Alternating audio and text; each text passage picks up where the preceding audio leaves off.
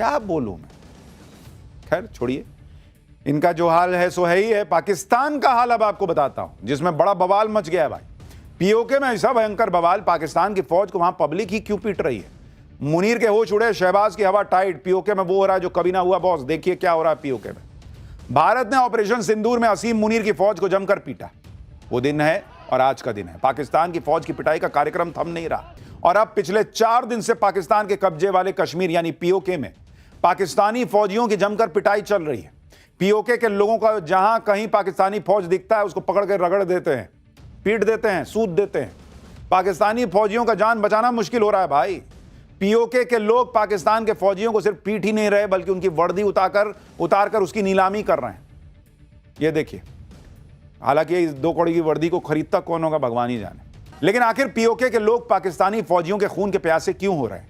मुनीर की फौज ने पीओके में ऐसा क्या कर दिया कि लोग दौड़ा दौड़ा कर मार रहे हैं?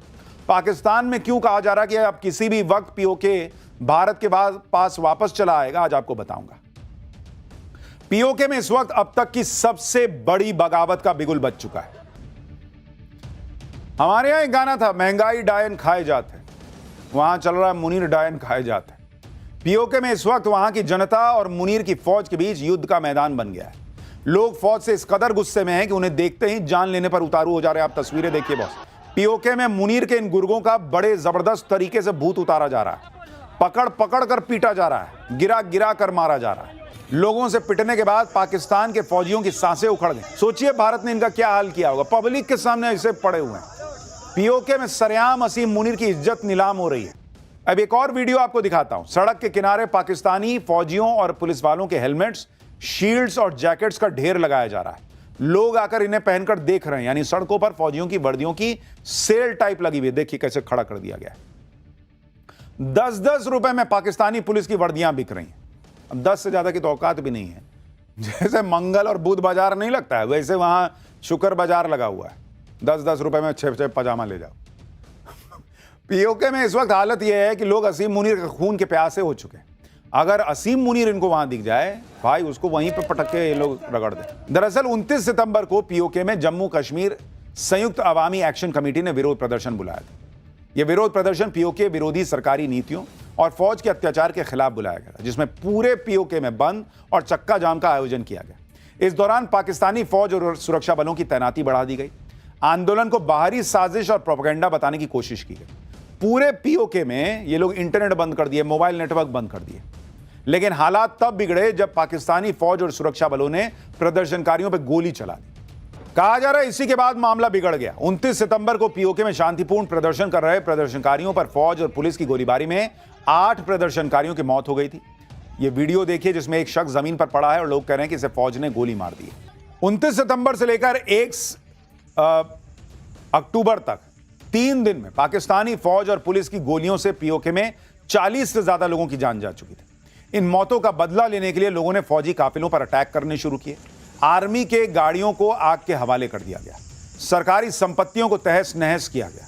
और अब पीओके के लोगों ने ठान लिया है कि वो या तो पाकिस्तान से आजाद होकर रहेंगे या फिर अपनी मांगों को मनवा कर रहेंगे। इसलिए अब पूरे पीओके से प्रदर्शनकारियों के काफिले मुजफ्फराबाद की तरफ कूच कर चुके हैं, जो पीओके की राजधानी है, जहां पीओके के लोग पाकिस्तान सरकार और फौज के खिलाफ बड़े प्रदर्शन की तैयारी कर रहे हैं। देखिए पूरा काफिला जा रहा है बॉस।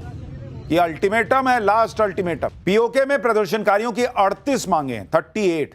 पीओके के लोगों के साथ होने वाले भेदभाव को बंद किया जाए। पीओके में पाकिस्तानी फौज के अत्याचारों को खत्म किया जाए।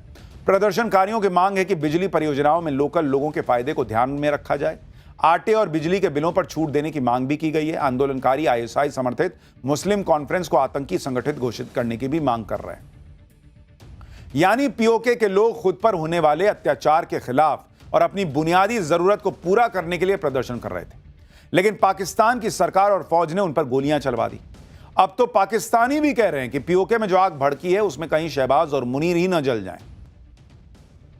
यानी पाकिस्तान के अंदर ही लोग कह रहे हैं कि ये जो आग लगी है ये बुझने वाली नहीं है। ये पीओके जो सुलग रहा है, ये अब बहुत मामला पाकिस्तान के हाथ से निकल गया है।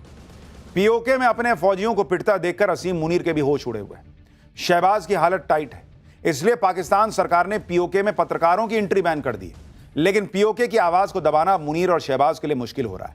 इसलिए अब वो पत्रकारों को पिटवा रहे हैं। पाकिस्तान सरकार पीओके में विद्रोह को कुचलने के लिए हर संभव उपाय कर रही है। उसको लग रहा है पत्रकार को मारेंगे, दिखाएगा नहीं। बॉस, आज की डेट में चीजें छुपती हैं। इस्लामाबाद से 1000 सैनिक पीओके भेजे गए। पूरे इलाके में इंटरनेट बंद कर दिया गया है। सेना और सुरक्षा बल मिलकर फ्लैग मार्च कर रहे हैं। लेकिन पीओके से उठी बगावत की गूंज अब पूरे पाकिस्तान में फैल रही है, जिसके बाद अब शहबाज शरीफ घुटने टेकने को मजबूर हो रहे हैं। पाकिस्तान सरकार ने बयान दिया है कि इस्लामाबाद से एक उच्च स्तरीय प्रतिनिधिमंडल पीओके भेजा गया है। शहबाज सरकार लोगों की शिकायतों के समाधान के लिए तैयार है। यानी कल तक जो शहबाज शरीफ पीओके के प्रदर्शनकारियों को उपद्रवी बता रहे थे और असीम मुनीर उन्हें गोलियां मरवा रहा था, अब उनकी एकड़ी निकल गई। पब्लिक ने जब दौड़ा दौड़ा के पीटना शुरू किया तो इनको ये लोग भाई नजर आ रहे हैं, और जब तुम गोली चलवा रहे थे, मार रहे थे, तब भाईचारा मर गया था। पीओके में अब शहबाज शरीफ सरकार बैकफुट पर है। आज भारत ने भी पीओके में पाकिस्तानी फौज की बर्बरता पर पाकिस्तान को खूब खरी खोटी सुनाई। विदेश मंत्रालय ने कहा कि पाकिस्तान का दमनकारी रवैया और अवैध कब्जा ही पीओके में इन हालात की जड़ है। पीओके के कई इलाकों में आम नागरिकों पर पाकिस्तानी फौज की ज्यादती पाकिस्तान की नीतियों का नतीजा है, जहां वो स्थानीय संसाधनों का शोषण करता है और जनता पर अत्याचार करता है। भारत ने स्पष्ट किया कि पाकिस्तान को इन गंभीर मानवाधिकार उल्लंघनों के लिए जिम्मेदार ठहराया जाना चाहिए। भारत ने कहा है कि पीओके पर पाकिस्तान का कब्जा पूरी तरह जबरन और गैरकानूनी है और वहां लोगों की आवाज को दबाने की उसकी कोशिश पूरी दुनिया के सामने उजागर हो रही है। कुछ वक्त पहले रक्षा मंत्री राजनाथ सिंह ने कहा था कि हमें पीओके को लेने की जरूरत नहीं पड़ेगी, पीओके खुद हमारे पास आ जाएगा। अब पाकिस्तान में लोग कह रहे हैं कि राजनाथ सिंह ने जो कहा था वो सच होने वाला है। पाकिस्तान के लोग कह रहे हैं बॉस कि पीओके के लोग चाहते हैं कि भारत से जुड़ जाएं, भारत के पास वापस आ जाएं, ये कब्जा जो है पाकिस्तान ने जो कर रखा है उससे निकल जाएं, क्योंकि भारत में विकास है, भारत में फ्री एंड फेयर इलेक्शंस हैं। ये पाकिस्तान के लोग कह रहे हैं। पाकिस्तान वो देश है जो अपने ही लोगों पर गोलियां चलवाता है और आतंकवादियों को पालता पोसता है। यानी आम पाकिस्तानियों से ज्यादा इज्जत पाकिस्तान में आतंकवादियों की होती है। जुमे पर सीएम योगी का वो एक्शन, आई लव मोहम्मद के नाम पर बवाल काटने वालों का कंप्लीट इलाज हो गया क्या?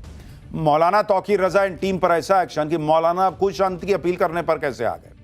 मुजाहिद आर्मी, ब्लैक डायरी और बरेली के गुनहगारों का वो खुलासा जो आपको शौक दे देगा। पिछले शुक्रवार को बरेली याद है ना बॉस, पूरे यूपी को सुलगाने की वहां साजिश हुई थी। आज फिर शुक्रवार था, जुम्मा था, बहुत बड़ा चैलेंज था। लोगों को लगा भाई पिछले बार तो बड़ा कांड हुआ, आज फिर कुछ ऐसा ना हो जाए पिछली बार जैसा। लेकिन बॉस, एक हफ्ते के अंदर सीएम योगी आदित्यनाथ और उनकी पुलिस ने साजिश के मास्टरमाइंड, उनके मददगारों पर जो ताबड़तोड़ एक्शन लिया, जिस तरह दंगाइयों के अवैध ठिकानों पर बुलडोजर गरजा, जिस तरह दंगों की साजिश की कलई खुली, उसने यूपी को सुलगाने का जो मंसूबा पालने वाले थे उनकी सारी गर्मी निकाल दी बॉस। आज बरेली में बवाल के बाद दूसरा जुमा था, लेकिन आप स्थिति देख लीजिए। आज बरेली में जुमे की नमाज पर किसी तरह का कोई बवाल नहीं हुआ। अब तक आई लव कैंपेन की आड़ में बवाल को भड़काने में जुटे मौलानाओं के सुर बदल गए। For more of such videos, do like, share and subscribe to ET Now Swadesh।